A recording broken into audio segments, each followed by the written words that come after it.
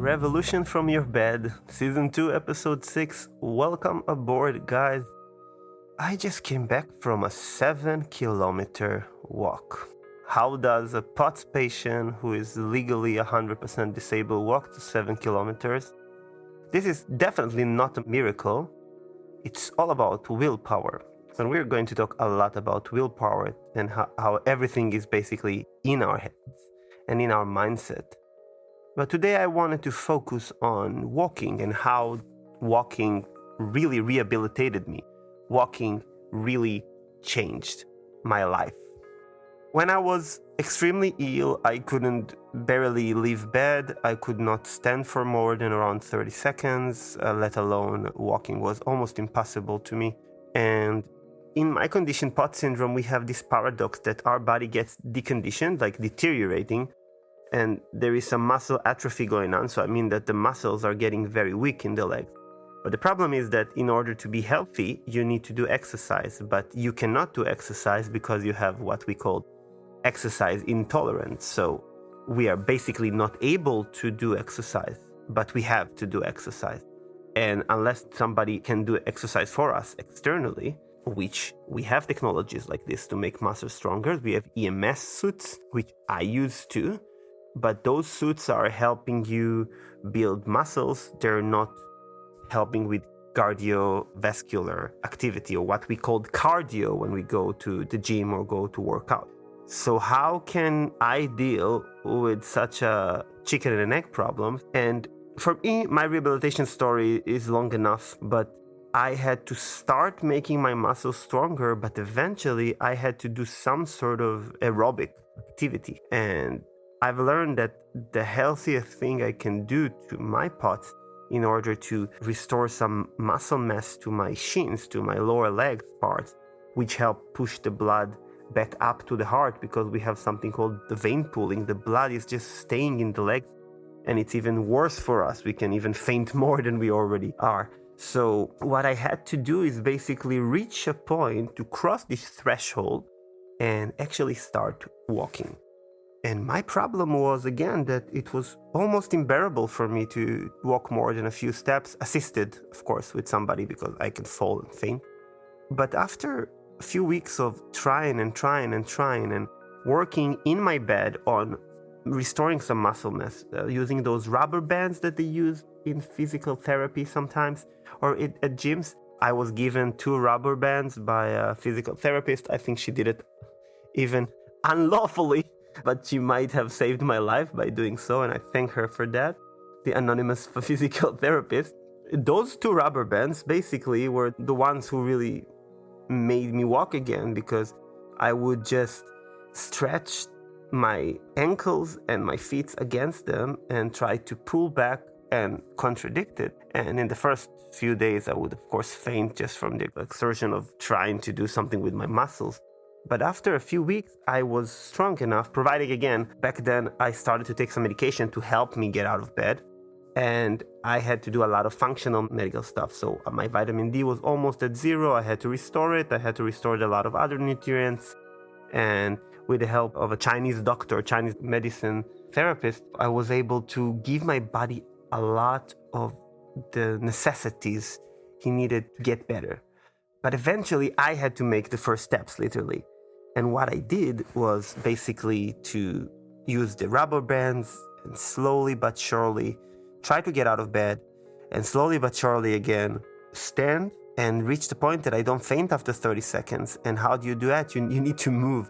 So I had to dance around on the spot to really kind of make some noise with my legs, kind of stomp them around to make blood go up before I get up for like a minute or 2, and then get up and then try to move as much as I can before I faint again. But after a few weeks like this, my legs were strong enough and there were blood coming back again. Remember, no physical therapy, rehabilitation, hospital facility were willing to treat me. I was too sick for them. They didn't know how to treat me.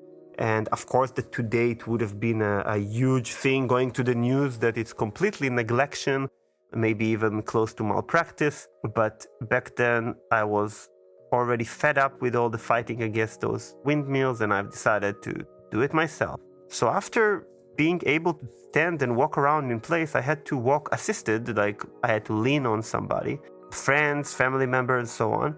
And I leaned on people for a few steps, and after, it took me, I think, 2 or 3 weeks to get to a point that I could walk by myself. And I'm gonna make a very long story short. After around 4 or 5 months, I would walk really well, and my entire day was inclined. Nutritionally, sleep, everything was inclined, and everything was focused on this hour of walk. And then I had another goal, because my main goal was to get back to college in the next studying year, and it was already mid-year, so I had around 6 months. I've decided I need to really walk. I didn't know how much exactly the walk is, but in our hometown back in Israel, there is a stretch of walk that is kind of a city walk path that is recommended. You have signs every few hundred meters explaining stuff about health, and it's a running path or walking path. And I really wanted to end it, and I didn't know exactly how it was, but walking more and more and more and more and more, and drinking a lot before it to kind of fool the pots, because if you drink really a lot in a short time, you kind of eliminate some of the syndrome. It was horrible. I had to prepare 2 hours before the walk and be completely dead after the walk. But after 6 months or so, I've been able to walk around 7 kilometers a day, this entire path and back, by myself, and come back home.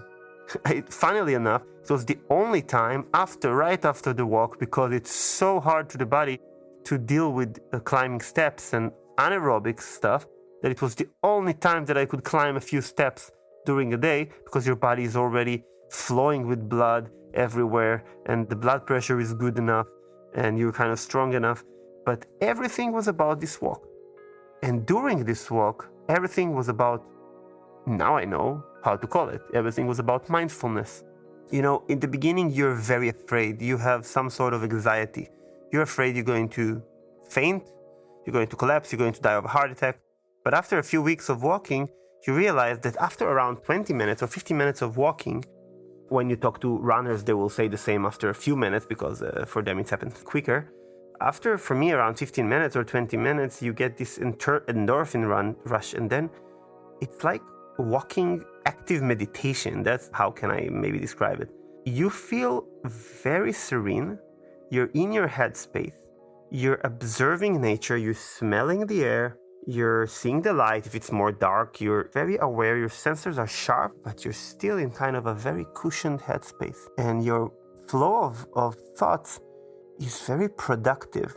And what I used to do is either listen to a podcast or listen to music. I had this playlist, and you're in this walk, and it's the only hour of your day or hour and a half that you are totally, utterly yourself. And then I realized that this is not only healthy for my body, this is healthy for my mind. And that without this walk, everything is just much worse. Runners will tell it to you, and most runners, they are kind of addicted to this endorphin rush that happens there. And many people who run will tell you how healthy it is and how great they feel, and they cannot stop because they feel good about it. There are a lot of explanation in science why does it happen. Of course that it's kind of a reward for doing something good for your body, but there are some theories and research that's telling that actually you kind of cushion the blow, because running is not really healthy for your body, so the body is trying to kind of cushion the blow, kind of to avoid the pain and the suffer of it.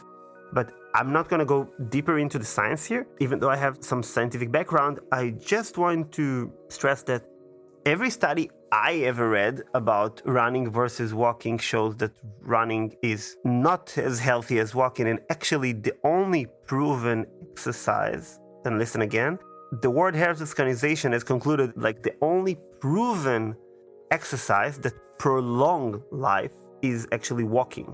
Walking, or some will stress jogging, kind of more fast walking or sportive walking.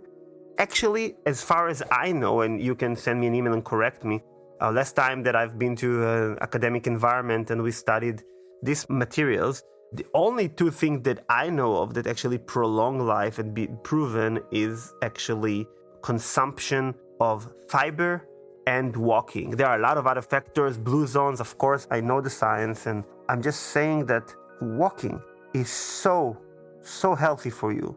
And we are, as primates, probably are designed to walk or walk fast much better than we are designed to run. And we're probably not designed to run so well. And again, this is a huge debate, and I'm trying to avoid this kind of corner. But for me, walking was a clear lifesaver. And it's a simple math for me.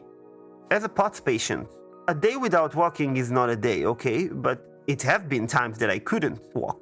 The stresses of life, startups, so on, and flying for talks. And if I'm not walking for around 2.5 weeks, I'm starting to show like exaggerated symptoms of POTS.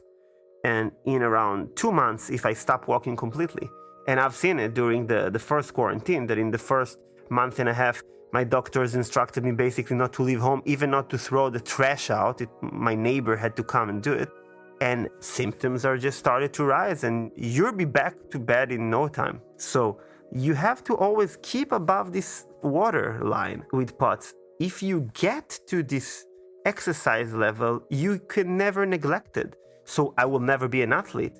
But if I'm able to walk, and you need to understand, like I was recommended to use a wheelchair by my doctor. I couldn't leave bed. And sometimes I was recommended to use cane because I could barely walk, especially talk to me in the summer. But I'm reaching a point that I walk at least 3 kilometers a day. And how do I do it? It's because I reach this threshold, which is extremely hard to get. But if you stay in it, at least in our condition, you will get much better quality of life. And for the general people who listen right now, the thing about walking, it's much, much more simpler than started to run. And everybody that's talking to me about running versus walking, or just started to run or do some sort of activity, always have excuses. Okay, so I understand the excuses about running. I cannot do this, I have this medical problem, I'm too lazy, I don't have time. But walking, you know what I used to do when I was a student? Like I used to get off the metro or the bus like 1 or 2 stations before my actual stations, just to reach more steps. And when I realized I cannot control it by myself, I just got a fitness tracker. Now I have an Apple Watch, so it's extremely helpful in maintaining this regime, because you have to do some sort of a daily activity that is kind of recommended by the World Health Organization, and there are other parameters there, but of course it's not completely adapted to me as a POTS chronic patient. But I have these minimum things that I'm not letting myself go. I had times, and you can ask my close friends, my girlfriend and so on, that I'm like 10 minutes before midnight and I'm missing 1,000 steps. So I will go out and walk for 1,000 steps, or start walking in the side of home, because I have to walk. For me, it's life and death. But what about you? What is your excuse to not start walking? To not start, instead of climbing one stair with the elevator at your workplace or your study place, not to take it up. And if you're too lazy, okay, don't take it up. But every time you go downstairs, just go with foot. Of course, unless you're disabled and you have any medical problems or condition that you cannot. Walking is so simple. Like just put a pair of earphones or headphones on your head, put your favorite podcast, it doesn't have to be this one, or your favorite music playlist, and just walk. And if you can't believe me, just try. After a few days of this, you will feel so much better. Your head will feel much clearer. Your thought patterns, your creativity will open up. And of course that everybody tells you all of your life that activity is important, and science is only now kind of understanding how important it is to be active. I'm not talking about intense activity.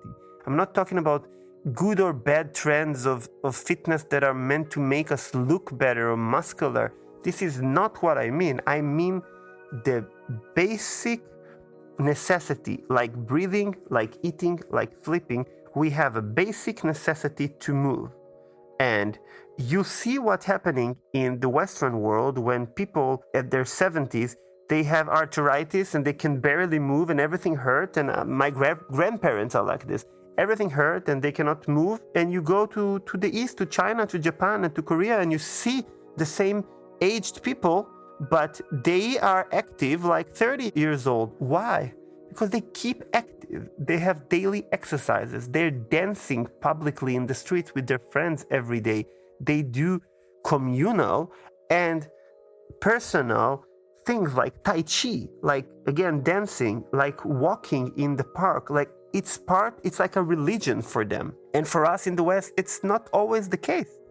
And combined with shitty environment and shitty nutrition, it's not a good recipe for good health. So in order to prevent all of this, and again, I'm not a doctor and I'm not an expert in the field. I just tell you what I think from my own experience and my education, that you need to start walking and see the difference that it can make in your life. The mind clarity that you can get while walking, I cannot compare it to anything else I do at home. Even if I do yoga, it's a complete different zone. And I reached a point that I wake up every morning and I do 15 minutes of yoga or Tai Chi. I'll alternate, and if I do Tai Chi in the morning, I will do yoga in the evening. And then, if the weather allows, I will go out while it's still a bit sunny, but not too much because of my pot. And I will walk for an hour at least. And I will listen to a podcast, listen to music. For me, it's kind of I like to listen to podcasts about music.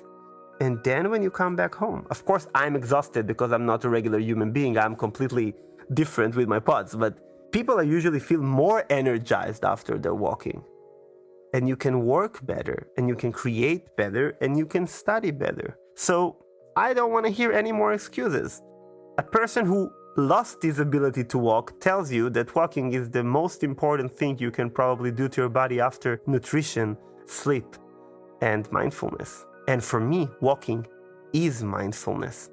And learning how to walk mindfully can really serve as an active meditation. If you have any comments or any knowledge or any ideas or insights about these experiences I experience or other people experience while walking, this sensation that it's completely similar for me to yoga or meditation, or about your experiences walking or jogging, please share them.